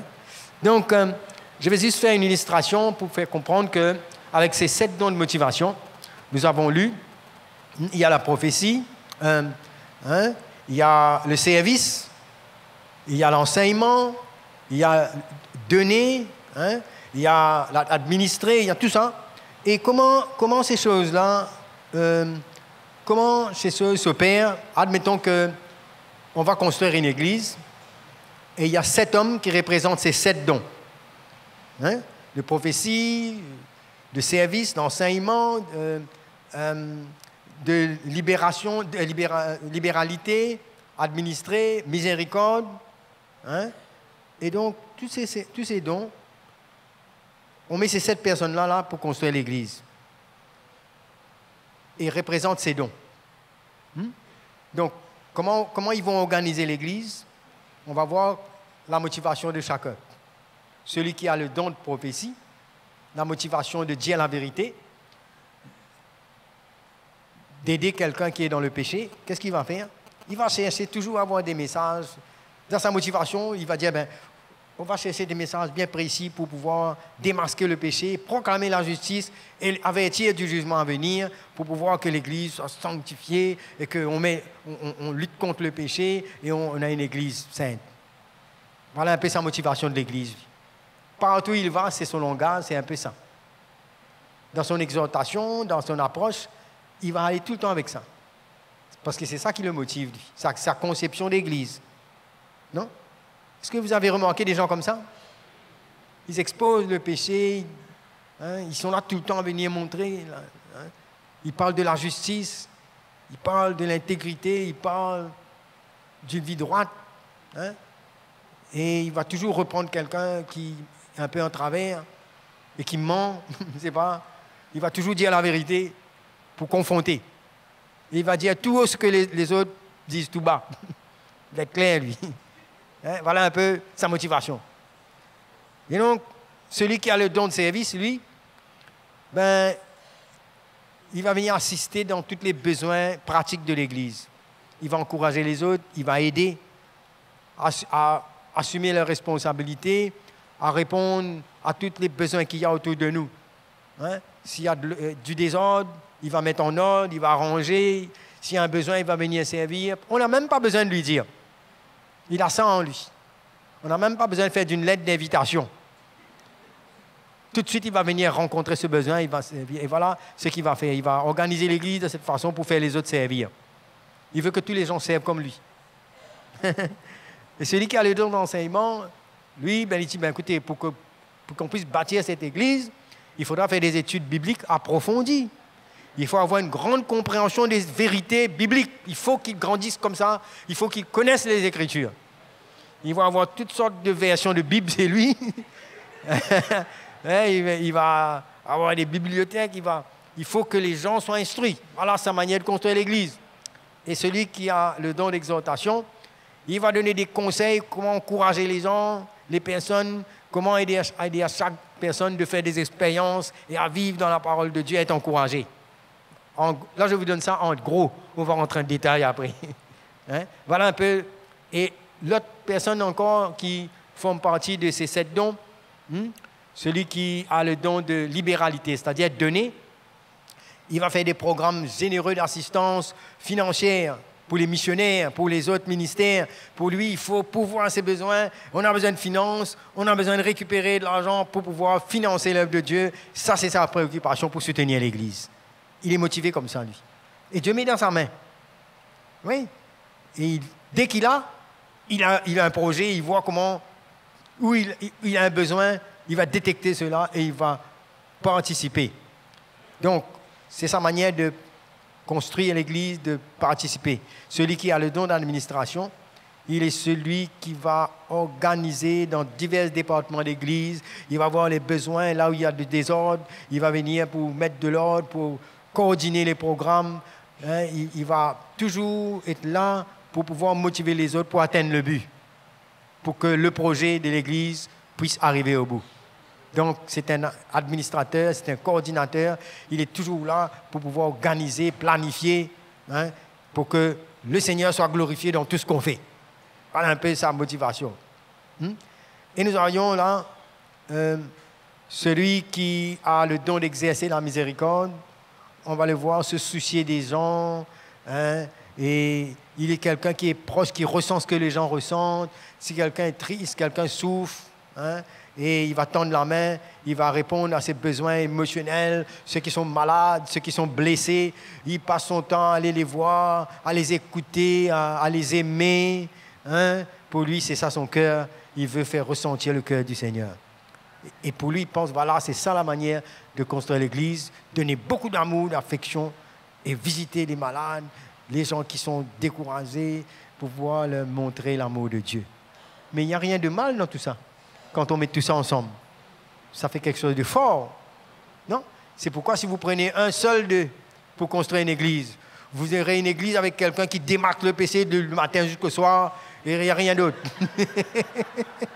Et de l'autre côté, vous allez, dans l'extrême, vous allez à quelqu'un qui va aimer tout le monde sans dire rien, malgré qu'il vit dans le péché, il va rester tranquille. Il va dire, Jésus t'aime le matin et au soir. C'est pourquoi Dieu a placé chaque membre selon le besoin spécifique. On va voir que ces dons ne sont pas appelés à être en conflit, mais pour en même temps participer. La main doit attraper quand il faut, la bouche doit manger quand il faut, le pied doit bouger quand il faut. Vous savez, quand vous êtes assis là, votre pied doit rester un peu tranquille. C'est vos yeux, c'est vos oreilles qui doivent travailler là. Donc il y a une place pour chacun dans l'Église. Il y a un temps pour toute chose. Il y a une manière de faire. C'est ça la beauté de l'Église, où on comprend la place qui revient à chacun, comment on fonctionne ensemble. Et tout ça, c'est pour la gloire du Seigneur. C'est pour la construction de l'Église. Donc, chaque don, il a un but. Chaque don a un but pour édifier, pour construire l'Église. On construit ensemble. Les 5 ministères construisent, les dons de motivation construisent, les 9 dons de l'Esprit construisent. Il y a tout dans l'Église pour construire. Il n'y a rien qui manque au corps de Christ. Il y a tout. Dieu n'a pas laissé un corps paralysé. Il dit, je bâtirai mon Église. S'il y a des faux, il y a des vrais qui bâtissent avec le cœur du Seigneur. Donc, les membres, de la même manière que les membres de notre corps sont différents, de la même manière, il y a des fonctions différentes. Mais ce n'est pas parce qu'ils sont différents qu'ils sont à part. Ils sont tous dans le même corps. Non? Et ils sont tous indispensables pour pouvoir travailler ensemble. Et si nous n'exerçons pas notre don, nous allons priver l'Église. Nous allons priver l'Église. Quand quelqu'un a besoin d'affection, quelqu'un a besoin de ressentir le cœur de Dieu, l'amour de Dieu, hein, il est blessé. Et s'il ne ressent pas ça, si ceux qui peuvent apporter ça ne le font pas, d'autres feront à moitié, passeront à côté. Mais alors que dans le corps de Christ, il y a de quoi pour pouvoir subvenir à tous ces besoins-là. Il suffit que chaque membre prenne sa place. Vous savez, on se complète. On se complète. Hein? Et construire, édifier, bâtir l'Église ensemble. Hein? Et nous voulons voir l'Église devenir efficace. Hein? Et que quand nous sommes dans notre place, il n'y a plus de menaces. Au contraire, on se réjouit quand quelqu'un fait ce qu'il a besoin de faire. On l'encourage et on apprécie. On voit la valeur de chacun. On se complète. Hein? Et on bâtit à travers ce que Dieu nous a donné. Et on respecte la place que Dieu a donnée à chacun. Et lorsque nous apprenons à partager avec les autres notre don de motivation, nous ne comptons pas simplement d'emmener nos dons, mais nous exprimons par nos dons l'amour de Jésus en nous. Hein? L'amour de Christ en nous pour le perfectionnement du corps de Christ. Hein? Et 1 Pierre, je crois que j'ai déjà lu ça toujours, mais je vais lire juste qu'on puisse voir 1 Pierre, le chapitre 4, verset 10. Hein? Alors ce verset nous dit, comme de bons dispensateurs de diverses grâces de Dieu, que chacun de vous mette au service des autres le don qu'il a reçu. Voilà, là nous voyons le don de motivation. Il nous dit, est-ce qu'il nous parle ici de que quelques-uns mettent leur... Hein? Est-ce qu'il nous dit ça ici? Il dit que quelques-uns mettent au service des autres. Non, il dit que chacun, veut dire que chacun a un don particulier. Au moins un. Non? Et de le mettre au service de qui? Des autres. Le don qu'il a reçu par grâce. Merveilleux, non? Là, vous voyez, c'est l'apôtre Pierre qui parle comme cela. Paul a expliqué, Paul a montré tout ça, tout ce que Dieu nous a donné. Et voilà que Pierre vient et dit, mais que chacun... mais à la disposition des autres. Ça veut dire qu'il y a une participation de chaque membre du corps de Christ dans l'édification de l'Église. Chacun. Hein? Et cela nous emmène à ressentir que nous sommes partie prenante dans la construction, dans la vie des uns et des autres, selon la mesure de foi que Dieu nous donne. Hein? Et il faut noter ici que dans ces dons de motivation, on a la prophétie, on a l'enseignement et on a l'exhortation. Ces trois dons s'exercent en public. Ce sont des dons directs et qui s'exercent par la parole. On parle. Celui qui a besoin de dire la vérité, il s'exprime en parole. Il enseigne en parole. Exhortation en parole. Ce sont des personnes qui ont besoin de parler, de communiquer verbalement. Celui qui exhorte, il a besoin de quelqu'un qui l'écoute. Il va parler de la même manière que celui qui enseigne ou celui qui dit la vérité. Mais par contre, il y a d'autres qui sont des services en action, des dons en action. Il n'a pas besoin de parler beaucoup. Celui qui sert, il n'a pas besoin des grands mots. C'est pratique, c'est manuel, c'est des services, c'est des actions. Par exemple, celui qui sert, hein, celui qui exerce la miséricorde, lui, il n'a pas besoin de parler beaucoup, lui. Il fait ressentir son cœur. Il parle et il exprime son amour. Des fois, vous voyez, c'est ceux qui expriment la miséricorde, ils vont mettre la main sur l'épaule de quelqu'un. Hein, il va pleurer même avec lui, il va prier avec lui. Il va faire des actions qui démontrent son cœur envers ces personnes. Hein. Et celui qui... Il y a des dons qui sont privés, c'est-à-dire, ils ne sont pas en public, eux. Ils ont affaire personnellement avec des personnes. Hein. Celui qui exerce la miséricorde, il va avoir des relations avec quelqu'un pour pouvoir faire ressentir son cœur. Et celui qui donne aussi, c'est pareil, c'est une action. Il n'a pas besoin d'expliquer beaucoup. Il passe à l'action. Hein? Donc, il y a ceux qui ont besoin d'exercer le don pour exprimer en parole, mais il y en a ceux qui agissent simplement par des actions, en servant, en donnant, faisant ces choses. Donc tout cela, c'est la même chose, c'est donner sa vie pour les autres. Maintenant, comment reconnaître ces dons en nous? Qu'est-ce qui nous attire? Qu'est-ce qui nous fait réagir? Quand on a vu là, on commence à comprendre un petit peu maintenant. Dans tout ce qu'on a énuméré là, sans le comprendre, pourquoi on a agi de telle manière. Pourquoi on a voulu dire la vérité? Pourquoi on a voulu servir? Pourquoi on a voulu enseigner?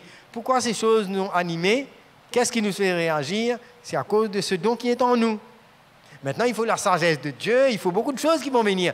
Il faut l'œuvre de la croix en nous. Il faut grandir dedans, hein, pour que ces choses deviennent plus claires et emmènent de l'ordre et trouvent sa place. Donc, c'est pourquoi que, dans le corps de Christ, certains frères et sœurs, ils ont une attitude de croire que voilà, certaines choses dans l'Église sont plus importantes. Alors que d'autres ne voient pas cette importance. Qu'est-ce qui nous anime pour cela? Qu'est-ce que vous voyez plus important dans l'Église? C'est là même qui démontre un peu ce qui vous anime, ces motivations. Hein? Pourquoi est-ce qu'on paraît plus à l'aise dans certains domaines que d'autres? Si on fait une annonce, voilà frère, venez, on va prendre toutes les chaises, on va mettre là-bas. Il y a ceux qui courent tout de suite, on n'a même pas besoin de dire 2 fois. Pour certains, il faut prendre le micro 5 fois encore pour faire comprendre, essayer d'emmener ça. Ce n'est pas parce qu'ils sont méchants qu'ils n'aiment pas le Seigneur, mais ils sont un peu lents parce que ce n'est pas leur motivation principale.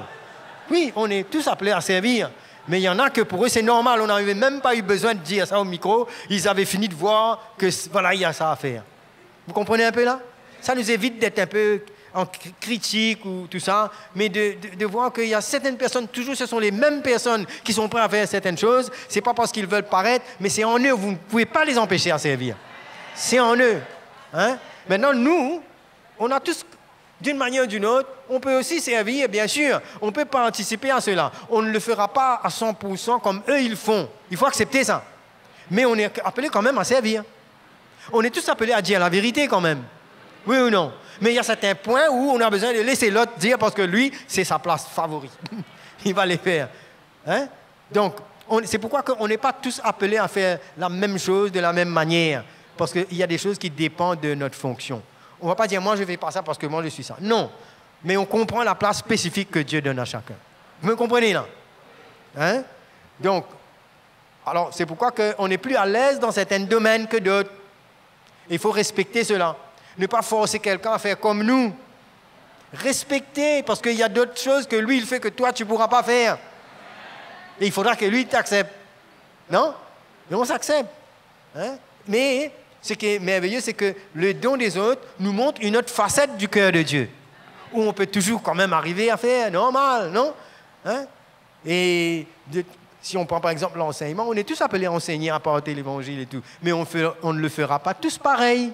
Et il ne faut pas croire que si je n'arrive pas à le faire pareil comme l'autre, donc je ne suis pas du corps. Non, c'est parce que tu es un membre différent, mais tu as le même esprit. Alléluia. Donc c'est pourquoi on n'est pas comme les autres.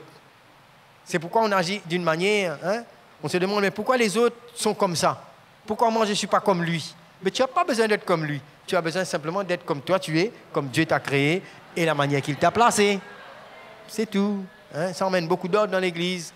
On se force que les autres fassent comme ça, fassent comme nous. Mais non, on ne pourra pas faire ça. Non, on est différents. On se complète finalement. Il ne faut pas se cacher et ne pas faire ce que Dieu nous demande. Et pourquoi les autres ne nous comprennent pas? Et pourquoi on n'arrive pas à comprendre les autres? Parce que ce sont des choses qu'il nous faut accepter dans la vie, dans le royaume de Dieu. Amen. Hein? On ne va pas forcer quelqu'un à faire quelque chose, non. Mais par notre exemple, il peut arriver à découvrir une autre facette du cœur de Dieu. Ça va l'aider. Mais il n'ira pas à la manière que nous, on va. Non. Mais son don va nous aider dans notre perfectionnement, dans notre marche avec le Seigneur aussi. Hein? Quand on va rentrer en détail, on va voir comment nos dons se complètent. On ne travaille pas indépendamment ou contre. Il n'y a aucun don qui est contre l'autre. On se complète tout le temps. Dieu ne nous met pas en conflit, frères et sœurs. Vous voyez ma main? Elle n'est pas en conflit avec mon pied. On est tous d'accord pour venir ici, on est bien ensemble. Mais chacun connaît qu'est-ce qu'il doit faire. C'est ça le corps de Christ. On est tous contents de la manière que Dieu nous utilise chacun. Et on se respecte chacun son tour à la manière que Dieu fait. C'est merveilleux, non? Hein? C'est ça, quand l'esprit de l'Évangile nous anime, on a assez d'humilité pour reconnaître chaque membre et chaque fois de manière qu'il a, qu'on a besoin d'agir. Voilà. Donc, j'ai là une liste de 7 besoins indispensables auxquels Dieu veut répondre. Laquelle, voyez vous-même, quelles sont les choses dedans qui vous intéressent et qui vous met à l'aise? Répondez pour vous-même. OK? Par exemple, si Dieu veut que nous soyons confrontés à la vérité sur nous-mêmes et que nous comprenions réellement que ce que nous faisons et que nous faisons face à la vérité, pour moi, c'est d'une manière droite. C'est quelle motivation, ça? Hein? On a cité le premier, la prophétie, n'est-ce pas? Hein? Et de dire la vérité. Dieu veut que nous ayons une saine doctrine et que nous soyons correctement instruits dans la vérité de sa parole. Qui c'est qui parle comme ça? L'enseignement, non? Hein? Dieu veut que nous sachions comment entrer dans la vie abondante, faire briller la lumière et encourager à ce que, en Christ dans tout ce que nous faisons. L'exhortation, non? Hein? Donc ça c'est, si vous êtes animé par cela, vous voyez un peu ça qui vous intéresse, met à l'aise, vous comprenez un peu. Si nous disons que Dieu veut que nous nous mettons à l'œuvre et que nous accomplissons les tâches qui se présentent devant nous et que nous répondions aux besoins au fur et à mesure qu'ils surgissent, quels qu'ils soient. C'est le service, non? Hein? Ça vous anime. Mais pour ceux qui comprennent que Dieu veut que nous organisions nos efforts pour ne pas perdre de vue les véritables objectifs et ne pas gaspiller les biens financiers, car ils sont précieux pour le royaume. Donner, n'est-ce pas? Libéralité. Ceux qui ont ça, voilà un peu les motivations. Dieu veut que nous ayons des atouts suffisants, bien organisés pour être sûrs de venir à bout de toutes les tâches et les programmes de l'Église et de ne pas échouer dans cette œuvre. C'est quoi? L'administration. Hein? Voilà. Et Dieu veut que nous soyons aimés et encouragés et de ne pas être blessés et abandonnés dans son service. La miséricorde. Toutes ces choses sont bonnes. Toutes ces choses ont leur place. Et chacun se trouve... Il se peut que certains sont à l'aise dans un ou deux de ces motivations aussi. On va en parler. Hein? Et quand on comprend cela, on accepte la manière que chacun de nous, on agit et on réagit dans les situations de l'Église. Donc, maintenant, quand nous mettons en pratique ces dons, le Saint-Esprit, il détermine les 9 dons de motivation peuvent aussi accompagner ces dons de motivation que nous avons quand nous participons à la vie de l'Église. On a les dons du Saint-Esprit, n'est-ce pas? Et le Saint-Esprit, il distribue comme il veut à chacun. Et il se peut que quand nous sommes en train de mettre en pratique nos dons, le Saint-Esprit détermine quel don va nous accompagner. Non? Qui soit bénéfique. Donc, par exemple, celui qui a la motivation pour dire la vérité, le Seigneur peut lui donner un discernement aussi. Non? Il peut lui donner une parole de sagesse. N'est-ce pas? De connaissance. Ça, c'est un don du Saint-Esprit qui anime aussi son don. Donc, Dieu fait tellement les choses belles, n'est-ce pas? Il nous donne les ministères, les 5 ministères, il nous donne les dons de motivation pour la construction de l'Église, et accompagné de cela, il nous donne des dons du Saint-Esprit pour venir appuyer la motivation pour pouvoir réagir et remplir la tâche que Dieu nous donne. C'est merveilleux, non? Dieu il nous prend soin de nous. Donc, on ne doit pas rechercher la manifestation du Saint-Esprit d'une manière émotionnelle et charnelle, parce que c'est Dieu qui distribue comme il veut, non? Mais quand nous sommes en train d'exprimer ce que dans l'exercice de nos dons, la manifestation de l'Esprit vient nous accompagner. Non? Et le Seigneur, il agit. Donc, dans certains domaines, le service sera différent, dépendant de notre don de motivation.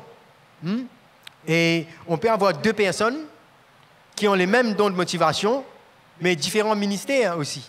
Maintenant, allons prendre les 5 ministères. Les 5 ministères sont des ministères d'autorité. On a parlé de ça. N'est-ce pas? Apôtres, prophètes, évangélistes, pasteurs, enseignants, les ministères d'autorité. Mais ces ministères aussi, eux aussi, chaque ministère a un don de motivation. Et peut être accompagné aussi d'un don du Saint-Esprit. Non? Donc, on peut avoir un pasteur que lui, il a un cœur de berger dans les 5 ministères, mais malheureusement, peut-être si le Seigneur permet, on pourra faire encore un séminaire sur les 5 ministères, ou quelqu'un d'autre.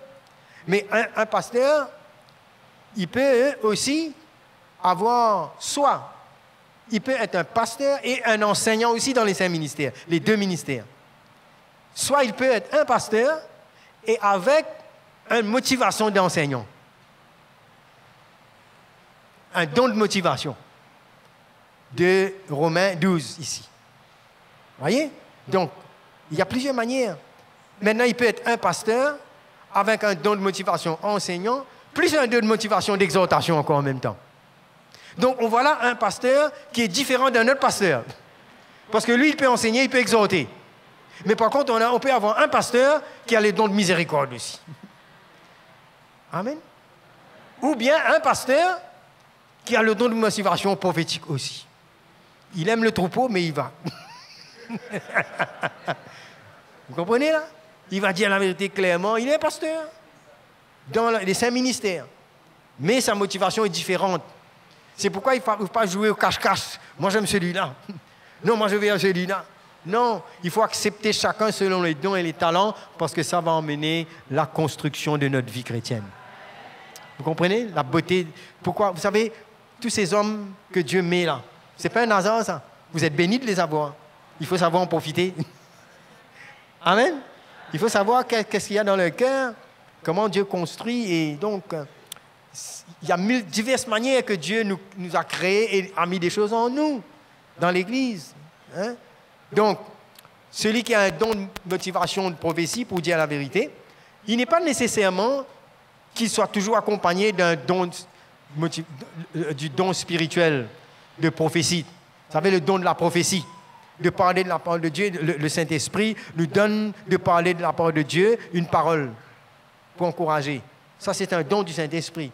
Mais celui qui parle avec quelqu'un et lui parle la vérité, il n'a même pas besoin de ce don-là. Si Dieu peut lui donner, mais comme il peut aller normalement, simplement, parler dans la vie de quelqu'un parce que c'est sa motivation.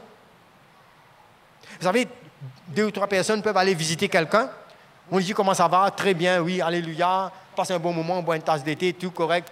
Et puis on vient voir le frère Jean, voilà, on a bien fait, on a eu un bon moment, on a visité ce frère. Mais le frère ou la sœur qui a la motivation prophétique rentre là-bas. Le frère commence à raconter une histoire. Il dit, mais toi, est-ce que tu es bien? Tu es bien dans ton cœur? Hein? Est-ce que tu as pardonné là l'autre jour? Il y avait quelque chose? Là, l'autre dit, ah oui, tu sais, il a fait ça. Et là, on commence, il dit, non, voilà, voilà ce que la parole de Dieu dit. Et voilà, la personne commence à avoir une conviction dans son cœur parce que la personne est allée directement détecter ce qui se passe dans son cœur. Mais si vous aviez envoyé la sœur Miséricorde, elle aurait toujours été en train d'encourager ou l'exhortation. Vous savez? Donc, il faut savoir où on est. Pourquoi chacun agit différemment. Dieu nous aide. Quelqu'un qui est découragé, celui qui vient avec son don de motivation d'enseignant, il vient avec la parole, tu sais, allons, on va faire une petite étude là, hein? Allez, demande 30 minutes avec toi, on va étudier ce texte-là. Là. Mais le bouc est découragé, lui.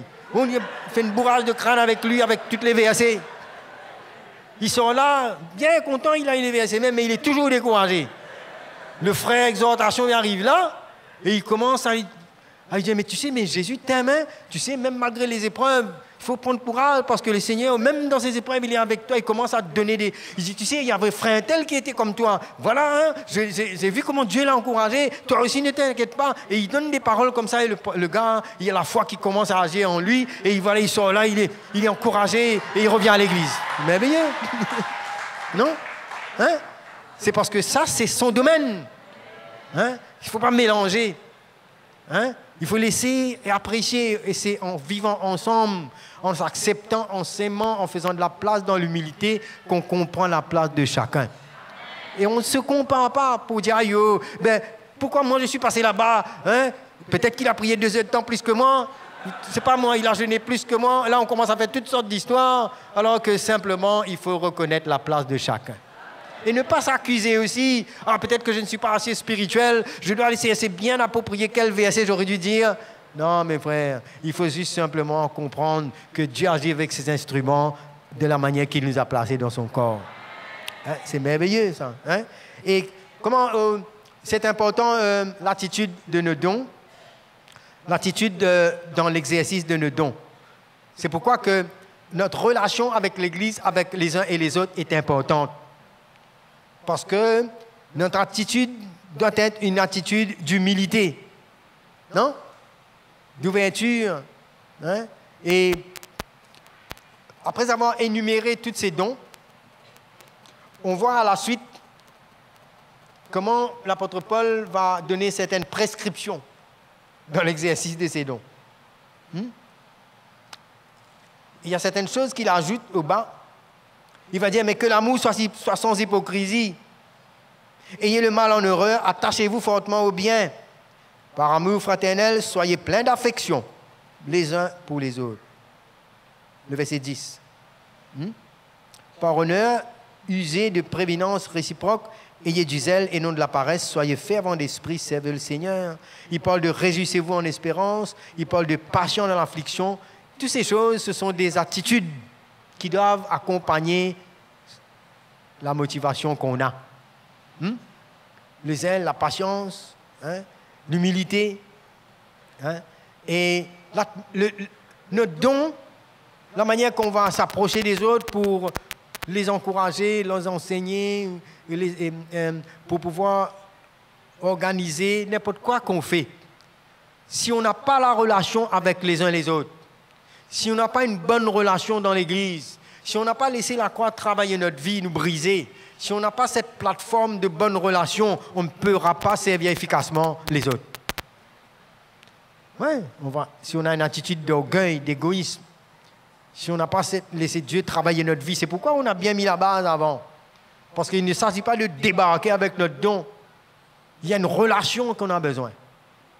Des fois, il faudra beaucoup de patience avant d'exercer notre don, établir la relation, connaître le cœur de la personne et non pas venir baf avec quelque chose. Non? Dans la relation qu'on peut arriver à établir la communion et gagner le cœur de quelqu'un. On peut facilement tomber dans une conclusion. Il faut accepter que des fois, même avec notre don, on peut se tromper. Il faut avoir beaucoup d'humilité, l'œuvre de la croix en nous. Ne pas venir, voilà, hein, j'ai un don comme un certificat, où je passe, j'arrange tout. Non, il faut être sensible au Saint-Esprit. Hein? C'est pourquoi il nous parle de renouvellement de notre intelligence. Ne pas venir brutalement, légaliste. Moi, je dis la vérité, moi. Mais il y a l'amour derrière. Non, il y a la sagesse, il y a la patience, il y a tout ça. Il y a un cœur dans tout ça. Alors, je vais juste aussi revenir un petit peu en arrière pour vous dire que on peut avoir un don de motivation et aussi un autre ou deux dons de motivation secondaire. Par exemple, on peut avoir la motivation de dire la vérité, ça, et en même temps, secondaire, on peut avoir un don de motivation de donner et de servir aussi. C'est pourquoi on voit quelqu'un qui a cette motivation de discerner, de dire la vérité, d'exposer les choses, d'aider dans cette manière, mais en même temps aussi, il peut avoir une motivation de servir aussi. C'est pas juste moi, je fais ça. Mais secondaire, il y a aussi d'autres choses qui nous accompagnent. C'est ça la manière, la beauté de l'Église, comment Dieu nous a créés, nous a fait. C'est comme ça. Hein? Ma femme, elle peut passer du temps avec les gens, causer, parler, beaucoup, exhorter, et puis elle peut servir aussi. Hein?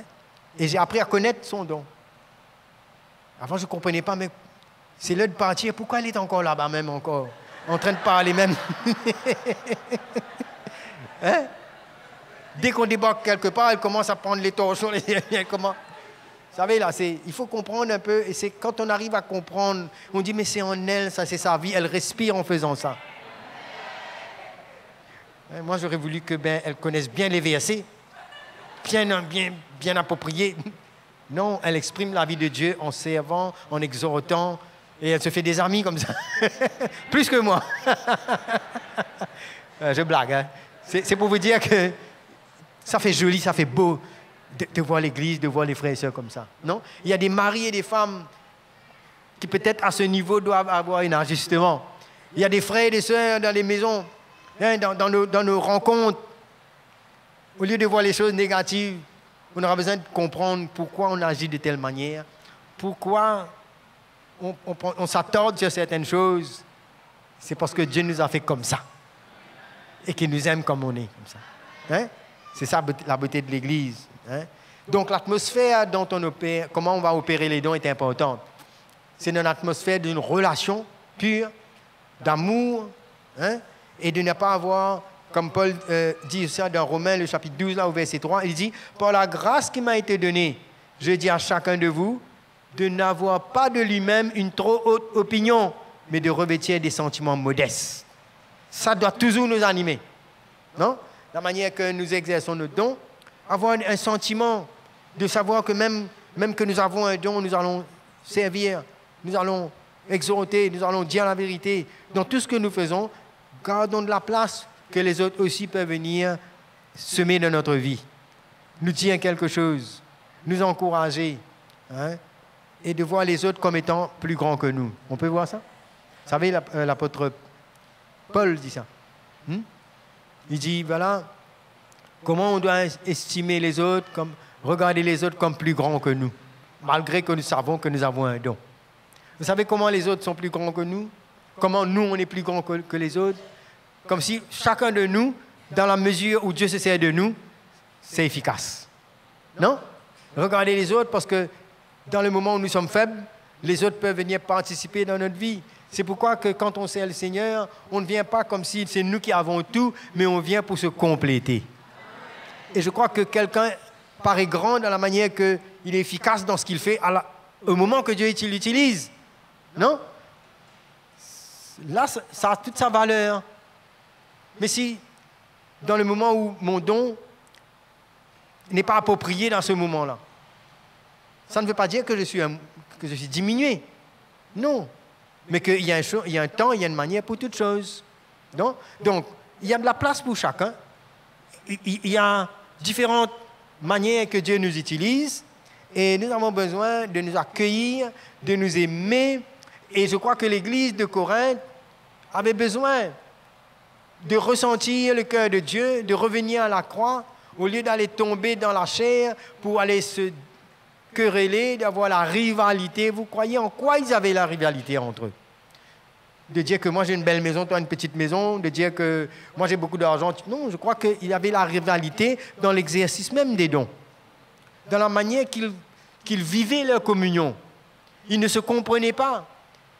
L'un dit moi je suis de Paul, moi d'Apollos. Ils avaient la comparaison, la jalousie. Jaloux parce que quelqu'un a un don, quelqu'un agit d'une manière, moi je ne peux pas agir comme cela. Et la chair avait pris place. Et ça détruit l'Église comme ça, la division. Il dit qu'il n'y ait point de division parmi nous, mais qu'on comprenne qu'on participe dans la vie des uns et des autres, chacun de nous. Non? Et quand quelqu'un grandit dans son don, je dois être fier, être content parce que c'est le corps qui bénéficie. C'est le corps qui grandit. Et non pas aller chercher, ben, Seigneur, pourquoi je n'arrive pas? Non. Grandis dans ce que Dieu te donne, prends ta croix, laisse Dieu t'emmener dans la maturité et tu seras une bénédiction pour l'Église. Alléluia. Des années, j'essaie le Seigneur. J'ai vu des gens, des frères et sœurs, qu'on a pris soin d'eux, qui étaient timides, faibles. On a pris soin d'eux. Et après un temps, ils ont commencé à grandir. Aujourd'hui, ben, certains ont l'appel de Dieu dans leur vie pour être relâchés, pour faire d'autres choses. Je ne vais pas les dire, ah ben, moi j'ai pris soin de toi, tu dois rester là, toi. Non. Non, s'il est fait, il est fait pour avoir la force d'un lion, qu'il soit un lion. Non, s'il est fait pour voler comme un oiseau, qu'il soit un oiseau.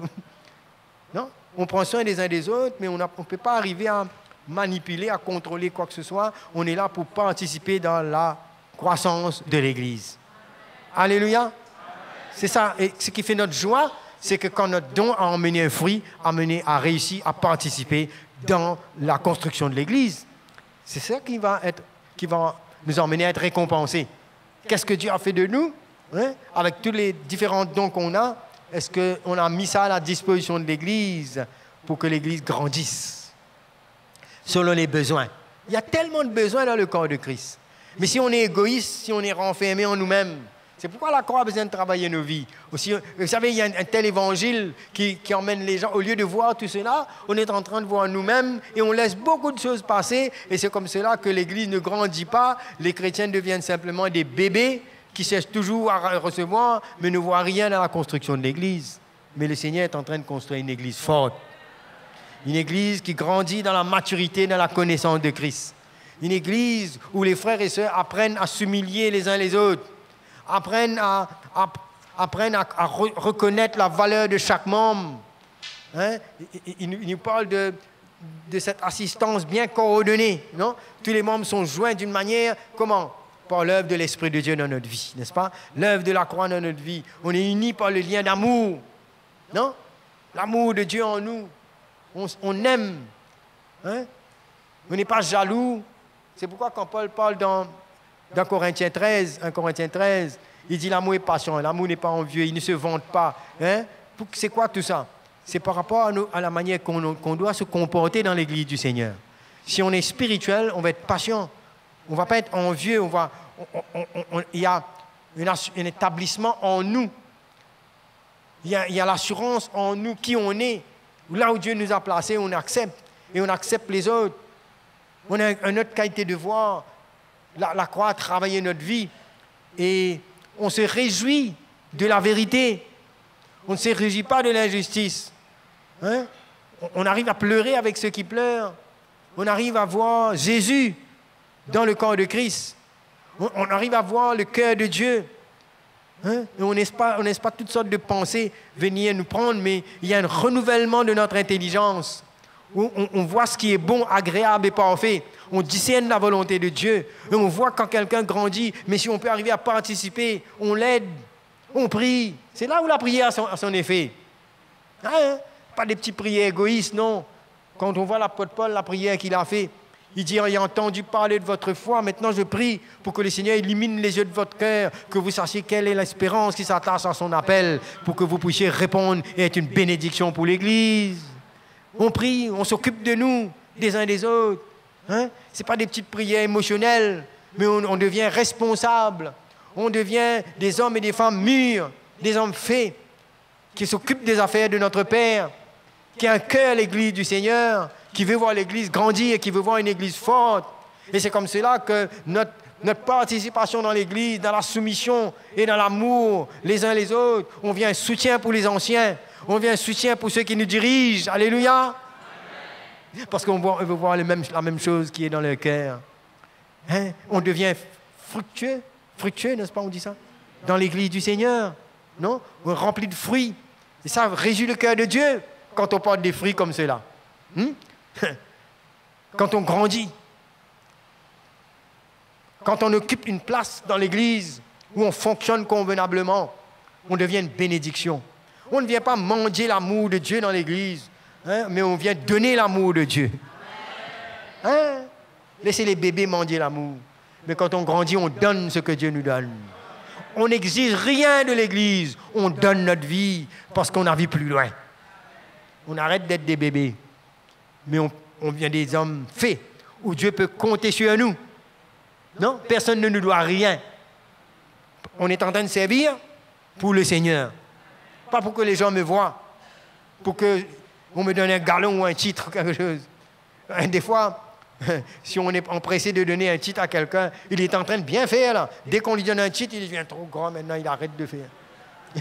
Maintenant, moi je suis quelqu'un. Non, on doit faire pour le Seigneur. Non? Tout ce qu'on le fait, on le fait pour la gloire du Seigneur. On aime que l'Église soit bien. Et si on a besoin de perdre sa vie, on le perd. S'il y a un conflit, s'il y a quelque chose qui est venu, parce qu'on voit la construction de l'Église et que la croix est en train de faire son travail en nous, on s'humilie. Non? Hein? Il y a une attitude d'humilité quand on exerce nos dons. Il y a une attitude, c'est pourquoi on nous parle de la croix de Christ. Les Corinthiens, avec leurs dons, étaient en train de se détruire, mes frères et sœurs. C'est un peu comme Caïn et Abel. La jalousie. Vous savez, c'est dangereux, ça. La jalousie, l'amertume, la rivalité. Se bagarrer avec ce que Dieu nous donne. Essayer de montrer qu'on est plus spirituel. Être dur. Oh là là, c'est un drame. On a besoin de la croix de Christ. Paul a vu tout cela dans l'Église. Il dit, mais vous êtes encore des enfants. Vous êtes encore des bébés, la preuve. Ce n'est pas que vous manquez de connaissances ou de la parole, vous l'avez. Mais la preuve, c'est que vous êtes charnel, vous êtes en train de vous bagarrer. La preuve de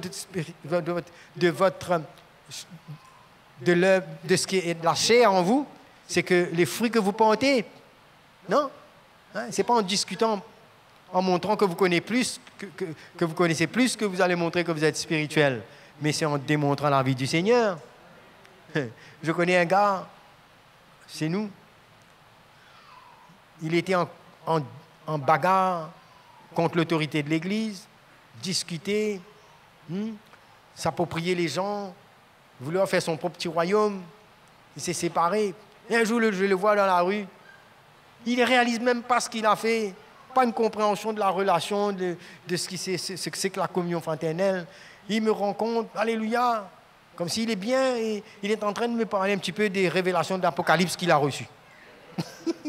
Des versets, je ne sais pas où il a étudié ça. Ah, mais j'étais triste dans mon cœur de voir que les gens courent après de certaines explications, mais ne savent pas la valeur de la vie de Christ en nous. La profondeur qu'en Christ en nous, ça nous emmène de changer d'attitude. Ça nous emmène l'humilité dans notre cœur, emmène un cœur brisé, emmène l'amour. Vous savez, à ce moment-là, on réalise qu'on ne peut pas vivre dans l'Église et ne pas être bien dans son cœur. On a besoin d'avoir un cœur clair. On règle notre situation pour pouvoir être bien quand Dieu veut se servir de nous. On ne vient pas avec l'amertume pour venir exercer un don. Non, on vient avec un cœur brisé. On vient avec un cœur qui est clair, qui a tout pardonné, et pour bénir l'Église, sans garder rien en réserve, mais avec un cœur clair. Alléluia. Une bonne motivation, des dons de motivation. Voilà, que Dieu vous bénisse, je m'arrête là. Je crois que c'est OK là. On va aller déjeuner, et puis on va revenir après.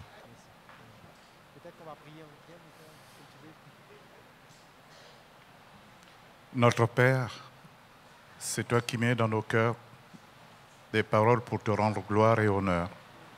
Et c'est pour cela que nous pouvons non seulement confesser, mais proclamer que tu es Dieu et que tu ne changes pas et que tu as donné tout ce qu'il y avait de précieux pour former ton oint, pour former ton Église, pour guérir le monde. Que ton nom soit sanctifié. Merci Jésus pour la suite des enseignements, que pendant ces moments, ce que tu as décidé dans le ciel s'inscrive sur la terre et dans nos cœurs.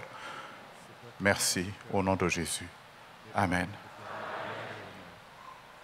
C'est pour cela que nous pouvons non seulement confesser,